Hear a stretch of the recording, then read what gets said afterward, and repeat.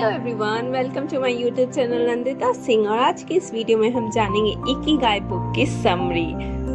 और ये बुक बहुत बहुत बहुत ज़्यादा ही स्पेशल है, तो प्लीज़ इसे एंड तक देखिएगा क्योंकि इसका starting point, middle point, and point, her point amazing है। क्वेश्चन से स्टार्ट करते हैं। क्या आप भी चाहते हैं कि आप 100 साल से ज़्यादा जिए, वह भी स्वस्थ और खुशहाल रहकर? अगर इस प्रश्न का जवाब हाँ है, और स्वाभाविक रूप से हाँ ही होना चाहिए, तो आपको यह किताब मददगार साबित होगी। Hector Garcia and Francesc Miralles ने इकिगाई किताब लिखी है। इकिगाई एक जापानी सीक्रेट कॉन्सेप्ट है जो आपको लंबी आयु और जीवन में खुश रहने के बारे में बताता है। यह एक साइंटिफिक स्टडी है जापान के एक टाउन के मेंबर्स की, जहां के सारे लोग 100 साल से ज्यादा जीते हैं। यह किताब हमें बताती है कि किस प्रकार से जापानी इस कॉन्सेप्ट ऑफ इकिगाई को फॉलो कर आप अपनी जिंदगी को लंबा और खुशनुमा बना सकते हैं। जापान के ओकिनावा आइलैंड पर रहने वाले लोग सबसे लंबी और खुशहाल जिंदगी जीते हैं। वर्ल्ड हेल्थ ऑर्गेनाइजेशन के अनुसार दुनिया की सबसे ज्यादा लाइफ एक्सपेक्टेंसी का रिकॉर्ड इन्हीं के नाम पर है। लेकिन इसका क्या रहस्य है? इकिगाई जो एक जापानीज कॉन्सेप्ट है, इसका मतलब है हमेशा व्यस्त रहने का आनंद। इकिगाई यानी आपके जीने की वजह। इकिगाई यानी आपके जीने का पर्पस। हम सबको अपना इकिगाई ढूंढना बहुत जरूरी है। ऐसे कौन सा घटक है जिनकी वजह से जापानीज लोग इतनी लंबी आयु तक जी पाते हैं? वह है स्वस्थ आहार, सीधा सादा रहन सहन, ग्रीन टी और उष्णकटिबंधीय वातावरण। जापान के ओकिनावा आइलैंड पे ओगिमी नाम का एक गांव है जहां के लोग सबसे लंबी उम्र जीने का रिकॉर्ड होल्ड करते हैं। ओगिमी गांव के लोग यह सब कर पाते हैं क्योंकि इन्होंने सामाजिक जीवन में इकिगाई की संकल्पना पूरी तरह से अपना लिया है। इन्होंने इकिगाई को अपने जीवन का एक अविभाज्य अंग बना लिया है। आपके भीतर बसे हुए इकिगाई को ढूंढने के लिए आपको संयम रखना होगा। इकिगाई को अगर आप अपने जीवन का हिस्सा बनाते हैं तो फिर आपको जीवन में समाधान और आनंद मिलने से कोई नहीं रोक सकता। इससे आप एक अर्थपूर्ण जिंदगी जी सकते हैं। जापानीज लोगों में रिटायरमेंट नाम का कोई कॉन्सेप्ट ही नहीं है। वह वही काम करते हैं जिससे वह प्यार करते हैं। उस काम को वह आखिरी दम तक करने में विश्वास रखते हैं। इकिगाई एक जापानी शब्द है जिसका मतलब होता है रीजन फॉर बीइंग, जिंदा रहने का कारण, जिंदगी का पर्पस, आपकी दुनिया में आने का रीजन। जापानीज मानते हैं कि हर इंसान का कम से कम एक इकिगाई होता है जो कि उन्हें खुद को समझने के बाद मिल पाता है। इकिगाई मिलना बहुत मुश्किल होता है। लोगों की पूरी जिंदगी निकल जाती है इसे ढूंढने में। आपका भी एक इकिगाई है। आगे आपको पता चलेगा कैसे आप अपना इकिगाई पा सकते हैं। सो प्लीज बने रहिए एंड तक।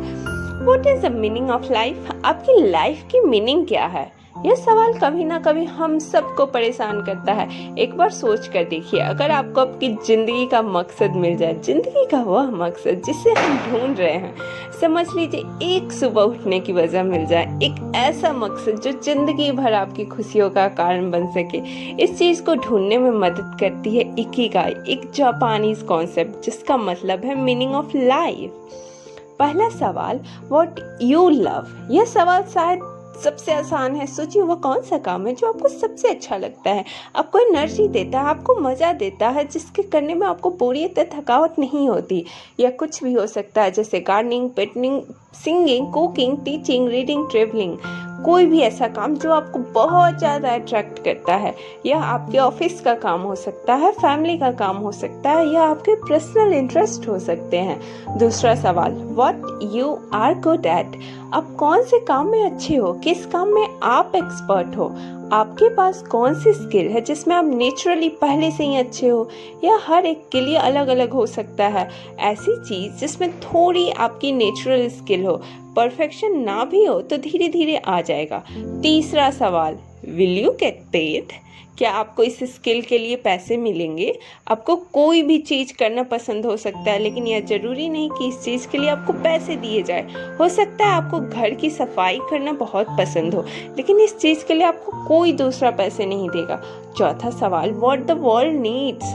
चौथा सवाल यह पता करने के लिए कि इस दुनिया में आपको आज की डेट में किस चीज़ की ज़रूरत है। आप यह देखिए जो आपको पसंद है, क्या उनमें से लोगों को किसी चीज़ की ज़रूरत है, दुनिया को इनमें से क्या चाहिए जिनसे उनकी प्रॉब्लम सॉल्व हो सके। What is passion? पहले सर्कल और दूसरे सर्कल के बीच जो कॉमन काम आते हैं वह आपका पैशन कहलाता है, यानी जो काम आपको पसंद है, जिसमें आप अच्छे भी हो, वही कहलाता है आपका पैशन। What is profession? दूसरे सर्कल और तीसरे सर्कल के बीच जो कॉमन काम आते हैं यह आपका प्रोफेशन होता है, यानी जिस काम में आप अच्छे हो, अगर उस काम का पैसा भी आपको मिल सकता है तो वह बन जाता है आपका प्रोफेशन। What is vocation? तीसरे सर्कल और चौथे सर्कल के बीच जो कॉमन काम आते हैं वह आपका वोकेशन होते हैं, यानी जिस काम का आपको पैसा मिल सकता है उसी काम की अगर दुनिया को ज़रूरत भी है तो वह आपका वोकेशन यानी पेशा भी बन सकता है। What is mission? चौथे सर्कल और पहले सर्कल के बीच जो कॉमन काम आते हैं वही आपका मिशन होता है, यानी दुनिया को जिस चीज़ की ज़रूरत थी आपको वही काम करना पसंद भी था तो वह आपका मिशन बन जाता है। अब अगर आपकी ज़िंदगी में कोई ऐसा काम जो आपको करना पसंद है, आप दूसरों की अपेक्षा उस काम में अच्छे भी हो, फिर उस काम के लिए आपको पैसे भी मिल सकता है, आपके हिसाब से दुनिया में उस काम के लोगों को ज़रूरत भी है, तो ऐसे काम को जापानीज में कहा जाता है इकिगाई, जिसे अगर हिंदी में ट्रांसलेट किया जाए तो मतलब निकलता है जीने की वजह। अगर आपको एक हैप्पी और फुलफिल लाइफ जीना है तो आपको अपना इकिगाई ढूंढना ही पड़ेगा। जब आप अपनी लाइफ में अपना इकिगाई इन्वेस्ट करोगे तभी आप एक फुलफिल लाइफ जी सकते हो, वरना हमेशा ज़िंदगी में कुछ ना कुछ अधूरा रह जाएगा। इन सब के लिए आपको पूरी ईमानदारी के साथ इन 4 सवालों के जवाब ढूंढने होंगे। चलिए इसको थोड़ा और आसान करते हुए एक उदाहरण से समझते हैं।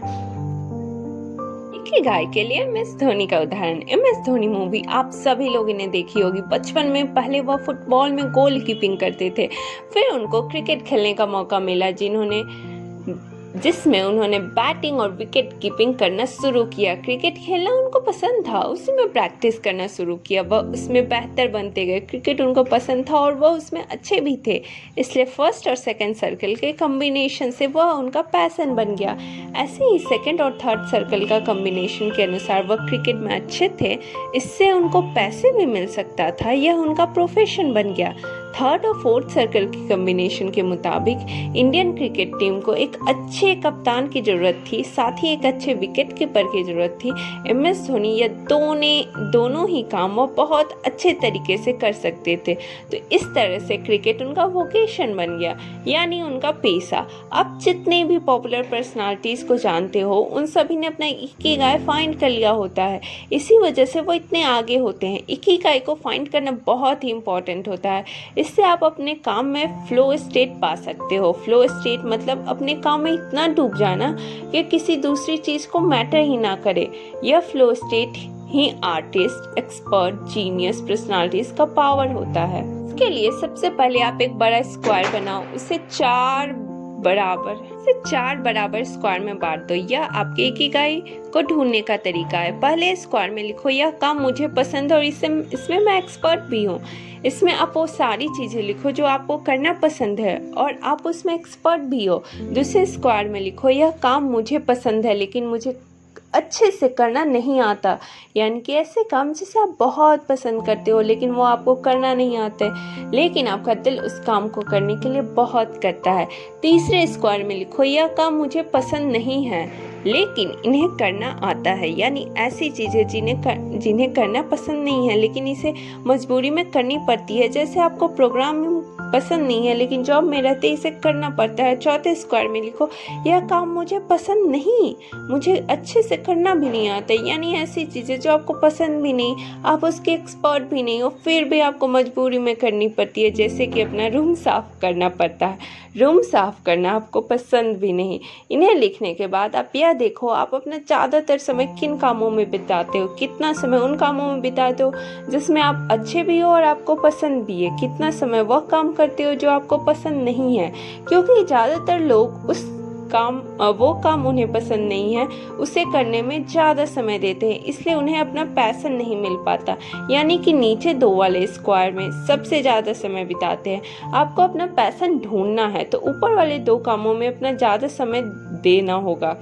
बिना अपने जॉब को छोड़े हुए आपको कोशिश करनी होगी ऊपर वाले काम में ज़्यादा समय दें, इन कामों में उस पर फोकस करें जिन्हें आप ज़्यादा पसंद करते हो। इसे करने में मज़ा भी आता है, जिससे आगे चल कर आप पैसे भी कमा सकते हो। अगर आप ईमानदारी से इसे खोजोगे तो आपको अपना इकिगाई अवश्य मिलेगा। सो बस इतना ही। And yes, you are always welcome for any advice or suggestion, anything.